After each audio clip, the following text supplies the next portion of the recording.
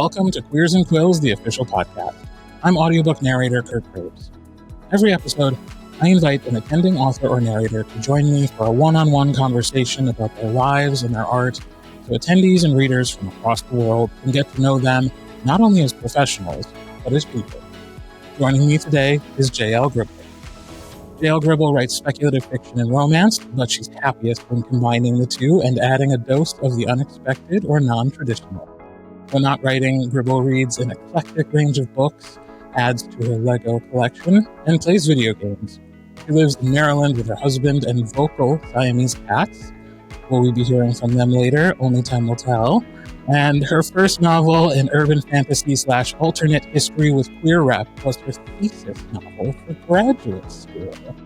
How cool. Welcome to the podcast, JL. Thank you. So, let's start at the beginning. What is your author origins?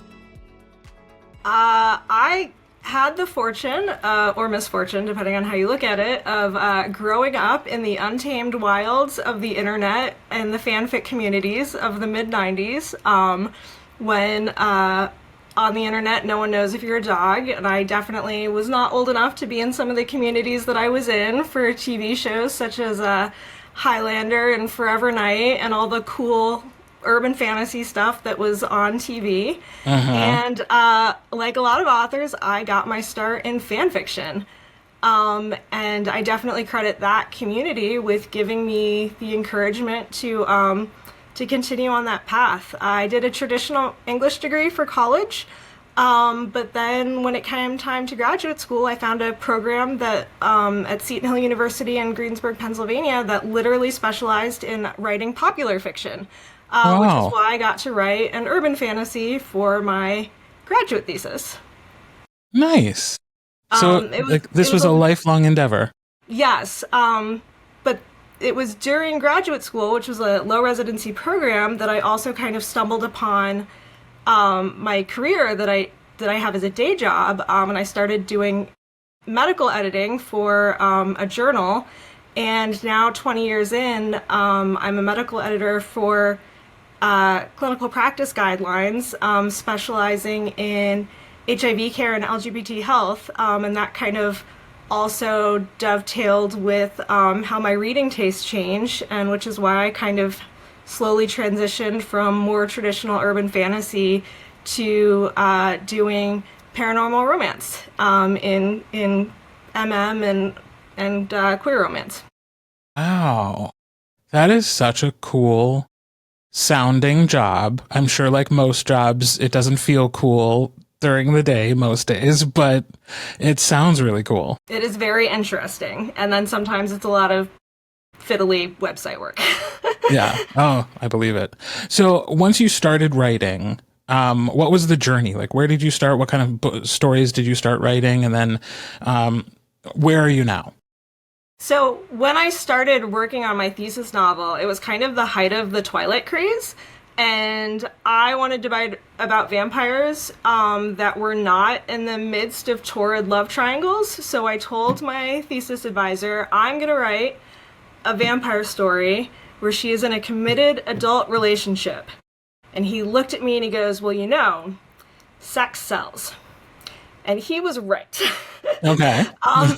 But a few years later, I found a small press, Raw Dog Screaming Press, who primarily specialize in horror and speculative fiction and poetry, of all things. But they had briefly a science fiction adventure imprint, and I call myself the blue-haired fantasy stepchild, and they have been amazing, and they published my entire very weird, very offbeat urban fantasy Steel Empire series. And they were incredibly supportive when I decided to go off and do self-publishing for the romance spinoff. How cool. Tell me more about this Steel Empire series. So I basically take a lot of the kind of expected genre tropes of urban fantasy and I change them. So like a lot of urban fantasy is the paranormal exists, but only special people know about it. And in the world that I created, the paranormal exists and everybody has always known about it, which is where the alternate history aspect comes in. And then again, with the, there's no tragic love stories in the first book. The two main characters are a mother and her adopted daughter, so all of the drama is more related to that. And as the series progresses, there's some romance in the background, but primarily it's me just taking genres and kind of playing with them. One of the books is a time travel book. One of the books is a very weird murder mystery because I figured out halfway through that my main characters are literally the worst detectives ever. One of them is like a Romeo and Juliet story with werewolves and were-dragons and bonus feminism, and I just had a lot of fun with it. That's awesome. And that's your female-led series, right? Yes. And then when I finished that, I realized I love this world. I have a bunch of amazing secondary characters that I'm still really into, and all I read these days is romance. And so that's what launched the spin-off series. And the spin-off series is also called something Steel, it's right? Steel Bonds. Perfect. Makes sense. And that's one of your latest books that came out, right? Yeah, so the first book in that series, which features so all of the books in that series are going to feature characters originally introduced in Steel Empires, but you do not have to read the previous books to get into any of these. My first full-length one, Earth and Water, came out last year, and then I released a novella, and Kat is walking by. Hi, Kat. This is one of the cats. This is Alex. Hi. He's not the first cat to be featured on this podcast, trust me. Lucy is in the background. And I published a kind of novella that wasn't supposed to exist, but everyone wanted to know about a certain character, so I released that earlier this year. And I'm working on the next full length. Very cool. I like it. I think people should go snag that first series, even if it's not because the covers are so cool and beautiful. I was so lucky with my covers. He's an artist in the UK named of course now I'm gonna forget it. Brad Wright, I think. And I can fix that later if it's wrong. But he's an amazing vector artist, and actually became a fan of my books in the process of working on the covers. So there's some amazing details in there that otherwise wouldn't be. Yeah. They're very cool, very beautiful. I can't help but notice some TARDIS going on in the background. I collect TARDISes. Doctor Who is not my favorite show, but I'm low-key obsessed with the TARDIS, and so I just started getting them. There's, I think at last count, 20-something in my office, and then I have random ones scattered around the house as well. So time travel isn't necessarily something you go to every time, but did that help inspire the time travel plot?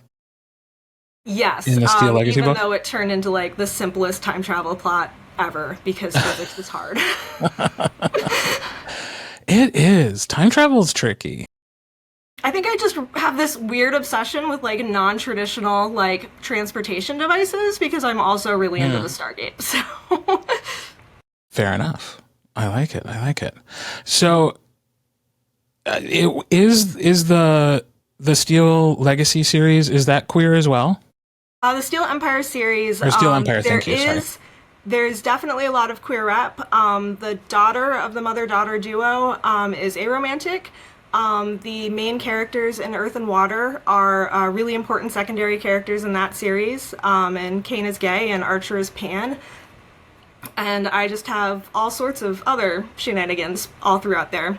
Yeah. And when you said it's not a romance, so it's not a romance. That's not the focus. But there is some secondary romance in it. And I didn't set out intentionally to make it a queer series, other than Kane being explicitly gay in the first book, and then not having that be relevant to the plot at all, which I also thought was kind of important. Yeah. And then I just kind of rolled with it as the characters, revealed themselves to me. Cool. So very organic that this queer representation came into your work. And then you said you started reading a lot of romance, so that inspired you to start writing romance. So that was a more intentional switch to okay, now we're doing the gay shit. Yeah. Yeah. Anna Szabo actually also did the same graduate program I did, and they were definitely my gateway drug. I love that. I love that.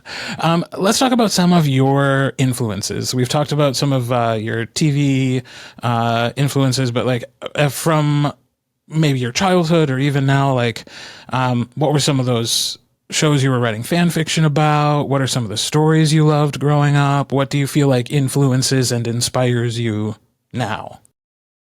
So the first show that I started writing fanfic about was Highlander, and I definitely credit that to why elements of immortality and swords are still a major aspect of a lot of the things that I write. But in terms of the books that I was reading, I feel like every girl growing up in the 90s was either into Mercedes Lackey's Valdemar books or Anne McCaffrey's Dragon Riders of Pern books, and I was definitely a Valdemar girl, despite not being a horse girl. I was into it anyway. And to this day, I still collect the entire series, even if it takes me a while to catch up with reading them. And last year, I actually, accomplished a bucket list item, and I was featured in the annual Valdemar short story anthology. So, okay, tell me more about that. So every year, Mercedes Lackey edits a themed anthology that authors submit short stories to, and I was part of Feuds, which released last November. How very cool. Yes, it was my first book to be on the shelves at a Barnes & Noble that I could just walk into and find it on the shelves, so that was really amazing. And I still drag anybody that I'm with into every bookstore to go see if it's there. Okay, low-key, I do the exact same thing. Every time I'm in a new place, I'm like, I wonder if there's a bookstore we could visit. And then I go and I look. I'm like, what might be here that I've done? Oh, look, I found a book I did. Certainly let's not take a picture and put it on Instagram or anything like that.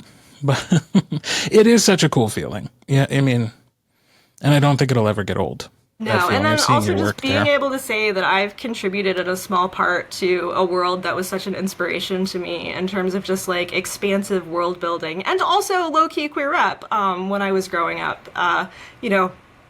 25 years later is pretty amazing. Yeah.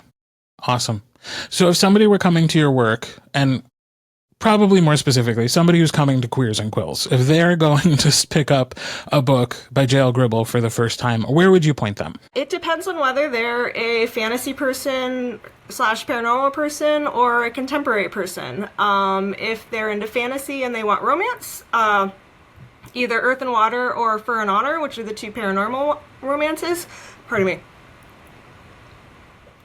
If they're more into action-adventure, definitely Steel Victory, which is the first book in the Steel Empire series, which just works as a standalone. There's no cliffhangers in any of that series.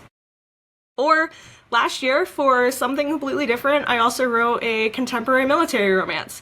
And now for something else. And now for something totally different. Because I grew up as a military brat, and now I'm a military spouse, and there are more, Navy SEALs in fiction than there are in real life, and I wanted to write about the military that I know. So I wrote a military romance featuring a computer nerd and an Air Force nurse. Wow, that's really cool. I guess I've never thought about it that way. But yeah, the SEALs get a lot of attention, don't they? Yeah, I mean, my spouse is in the Maryland National Guard, and there are 30 pilots on his base, and they're supported by literally hundreds of people, Mm-hmm. So the rest. So the tagline for that world, and I also wrote some short stories for charity anthologies, is the other 99% of the military deserves love too. Yeah, absolutely. So it's not going to be up everyone's alley, because some people do want, the SEALs and the Special Forces guys, and I totally respect that. I love reading those too. But the first time I got a review that complained that none of the characters were Special Forces, I was like, mission accomplished. Yeah. You got in front of the right people then, if they're complaining. That's awesome. Well, I have also invited you here to play a game. Are you ready for that? Yes. Okay, so the rules of our game are simple. I have a deck of cards, and on each card is a question. The questions aim to learn more about you personally, so some are biographical, some are hypothetical, some are just plain silly, but I will not be picking which questions you will answer. Fate is going to do that for us. So I'm going to deal 3 cards every round. You choose one. Whatever card you pick, you are agreeing to answer, with a couple of exceptions. So if a question comes along that you don't want to answer, you have 2 opportunities to switch things up. You can turn the tables on me one time, forcing me to answer the question, or you can also discard a personal question in favor of answering a more bookish question from the white deck. But then only 1 card is dealt, and you're agreeing to answer whatever that question might be. Ready to play? Yep. All right, here we go. Round 1. Card 1, card 2, or card 3? Card 3. What will people look back at us 50 years from now and be shocked and appalled by? This year in particular? Okay, so literally just because I spent the day listening to an online virtual conference on HIV care, I'm gonna kind of talk about my day job a little bit, which is that we're so close to basically ending the HIV epidemic. It's a thing called 90-90-90, which is 90% of people tested, 90% of people on antiretroviral therapy, and then 90% of people with full viral suppression. And unfortunately, because of worldwide politics, but also more specifically American politics, we are losing literal decades of progress that we've made toward that. And so it is my hope that we will overcome this clusterfuck hiccup, and 50 years from now, HIV will no longer... I mean, HIV is already no longer a death sentence. We've made incredible progress, but I really hope that 50 years from now, we may even have a cure. Yeah. Well, and I imagine that you're not just talking about the United States either. Yes. That like HIV is present throughout the world, especially in Africa, and with the elimination of the USAID, like that's where like the progress has just been like knocked backwards. Yeah, in a way that is so viscerally upsetting and just seems so stupid. Yes. Like, how can we not be continuing this work that costs us so little, but fucking saves children's lives? Yes.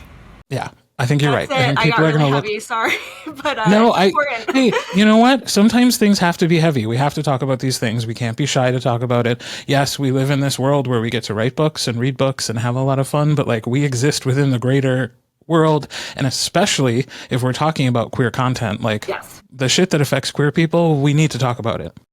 The real world's going to slip in.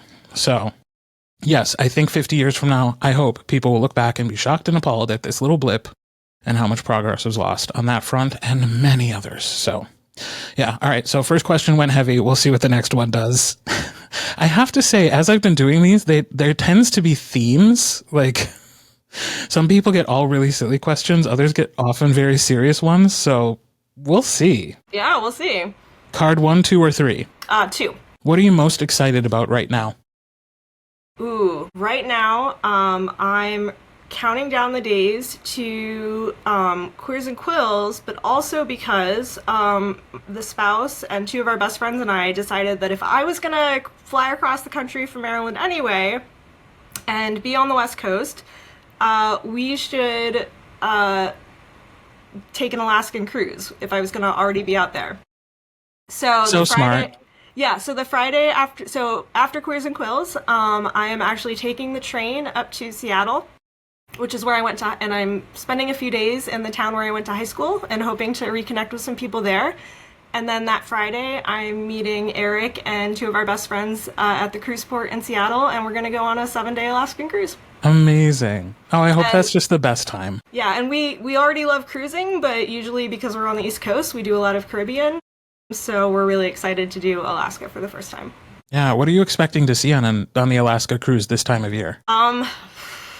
Honestly, I have no idea.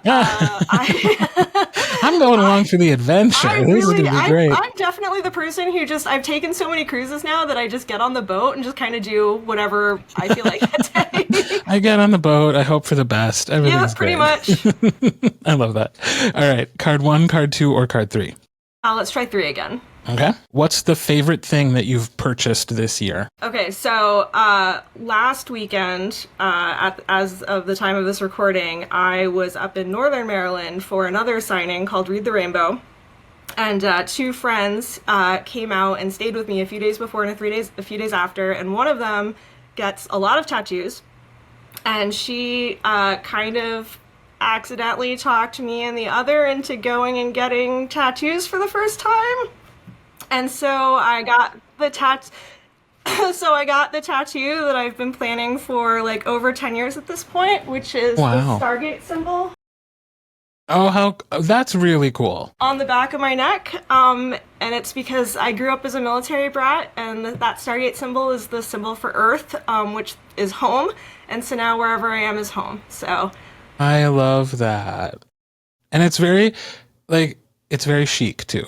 Yeah. It's not, overwhelming to look at. It's just like that, and it's pretty instantly recognizable. So to a fan, you know, and if not, it's just like, okay, whatever. It's another weird person with ink. It's like almost like a litmus test. Yeah. So I like it. All right, card 1, card 2, or card 3? Card 1. All right. If you could undo one moment in your life, what would it be? These are going heavy. Oh my God. It's happening. Man, I think that... Okay, so the house that I am sitting in, we had built 12 years ago, and the year that it was being built, my then fiance went to Afghanistan, and so while he was gone, I built a house and planned a wedding. And as one does. Yeah, as one does. And the house ended up being finished 6 months early. And so if I could... I know, right? Who does that? I guess it was like a really mild... I think that's the first time I've ever heard those words spoken aloud. I know. It was like a really mild winter and spring, and so they didn't have like any weather pauses. So we ended up having to like break our apartment lease early and like pay like a lot of extra money for that. And so if I could do it over again, while Eric was in Afghanistan, I would have put everything into storage and I would have moved in with my mother-in-law. Yeah. If only you knew. Yep. But there's no way to know. That's a good one. All right. Card 1, card 2, or card 3? Card 3. Do you have a favorite shirt? And if so, what's on it or what does it say? I have a lot of shirts. I really like geeky t-shirts. I think my favorite one right now is just like this weird symbol of like a hand like holding like a moon charm. And all it says is, I read past my bedtime, which is basically the story of my life. So I like that shirt a lot. That's really cute. Do those two things mean anything together? Am I missing something?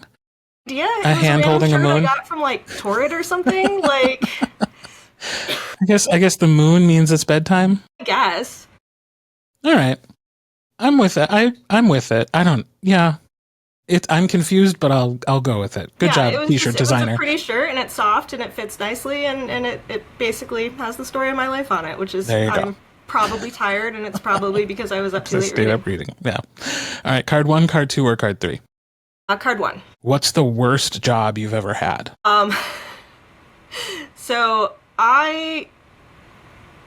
the summer between sophomore and junior year of college, I was living at my parents' house and I did not have a car, so I was very limited by the places that I could walk to. And that summer I made the insane decision to work at a daycare center, which is insane because I really don't like children. Yeah, I'm in that boat with you. 5 afternoons a week, I hung out with a bunch of kindergartner and first graders and kept getting into trouble with admin because I wouldn't make them call me Ms. Hana. I would just let them call me Hana. And they thought that my shorts were too short because my legs are stupid long. And it was just like, everything that possibly could go wrong without like putting any children in danger. It was just the worst job ever. Oh, that sounds terrible. I did 1 week of helping out with like a summer Bible camp when I was like in high school, and I was like, that's enough childcare for me. Thank you very much. And a lot of people growing up said I should be a teacher. And I was like, I see where you're coming from. I get it. But you could not pay me enough money to have to spend that much time with kids of any age. Yeah, when I would tell people that I was an English major in college, the next question would be like, "Oh, what grade do you want to teach?" And I'm like, I don't see how these things correlate. Are related, yeah. No, thank you. All right, card 1, card 2, or card 3? Card 1. What do you value most in your friends? Communication. I have been ghosted / fired by a couple friends for like really BS reasons. And so I really value the fact that the really close friends that I do have now that I'm, an adult, I guess, even though, they don't necessarily live close enough to like just drop by their house and hang out. Like we still make the effort to stay in touch and keep up with each other's lives, and don't let like stupid things blow out of proportion until we don't speak for 6 months, and then it's like, oh, I guess I was friends with that person a while ago. So Definitely communication. Yeah, that's a good one. Card 1, card 2, or card 3? Card 2. Have you ever been bitten or attacked by an animal? If so, what and why? I got stung by wasps a lot when I lived in Hawaii. Yeah. And I'm just really happy that none of them were centipedes, because centipedes are a thing in Hawaii too. So I feel like if I was gonna get stung or bitten by anything, wasps was probably a better option. I've never been stung by a bee, but I'm hoping that the two are similar enough that I don't feel like I have to be afraid of being allergic to bees. But wasp stings are not great either. No, very unpleasant. I too am an enemy of nature, and I am always the one who gets stung when we're out and about. Everybody else will be fine, and I will get stung by a bee. Yeah, I'm definitely an indoor cat. I'm allergic to grass. I wish I was. I'm not, but I wish I was, because that would have been a great excuse to stay indoors. Yeah, no, civilization invented toilets, and that's why camping is unnecessary. Mm-hmm. Yeah, and you know what's amazing? Windows. And all the things you can see through them. Really, one of mankind's greatest inventions is glass. And then you can see right through it. Windows, and then windows you can close, and air conditioning. Yeah. And air conditioning is so great. Yeah, these amazing things that the human race created. Like, let's worship that. Yes, we live in the future, and I am privileged to live in a mostly first world country. And I like my creature comforts. We are the same. We are the same on that front. All right, we have time for a couple more. Card 1, card 2, or card 3? Card 2. Describe your sense of humor in one word. Oh, I'm snarky. Yeah. Same. Gosh. Yeah. We're simpatico on a lot of this. All right, final round. Card 1, card 2, or card 3? Card 3. When you were a kid, did you have any posters on your wall? And if so, what were they? I was not allowed to have posters on my wall when I was a kid. Ooh. Was that a military thing? I think it was a my mother thing. Oh, okay. And now to this day, like everything on my walls in my house is like in a frame of some sort. I went a little nuts in college and overcompensated with the posters, and I definitely still have some of them like in a roll in my closet. But I have now graduated to spending way too much money on indie artists at sci-fi fantasy conventions. Like all of the artwork on this back wall, except for the exploding TARDIS, are all unique art prints. I mean, what is too much? When you're buying art is a great thing to invest in. Until you run out of wall space, which I am very close to doing. Then you get new walls. Yeah. Build some more walls. That's not so we bad. tried to keep the really nerdy stuff in my office and downstairs in the den, which just means we have like really weird subtle nerd stuff in other places in our house that people are like, is that what I think it is? Yeah, my husband is a huge Star Wars fan, and for the most part, his Star Wars memorabilia has to stay in his office. But there are a few subtle hits of Star Wars that, like, you wouldn't know to look at them. Those are allowed out of the room. Yeah, most of those are things I bought him because I was like, this is acceptable. This can be out in the world. I was like, but your Lego Millennium Falcon just has to stay in your office. I'm sorry. That's just what you have to do. My Lego collection all lives in the guest room. Yeah. It can get intense. I do not have a big Millennium Falcon, but I have a bunch of other ships, and I have, like, close to 12 feet of, like, the fancy town sets, too, so... Oh. Yeah, that is... See, I loved Lego growing up. We're going to go in a whole different direction and just keep talking, unless I bring it to a close, which I have to do. So thank you so much for taking the time to chat with me and being a part of the podcast. I really appreciate it. Thank you so much for having me. It was my pleasure, and thank you, listeners, for joining us for Queers and Quills, the official podcast. If you are already signed up to attend Queers and Quills, make sure to say hello to me and to J L at the Oregon Convention Center in May. And if you're not, follow Queers and Quills on Instagram so you can see all the fun we're having this year and get updates about ticket availability in the future. Until next time, I'm Kirt Graves, and I hope you're having a very gay day.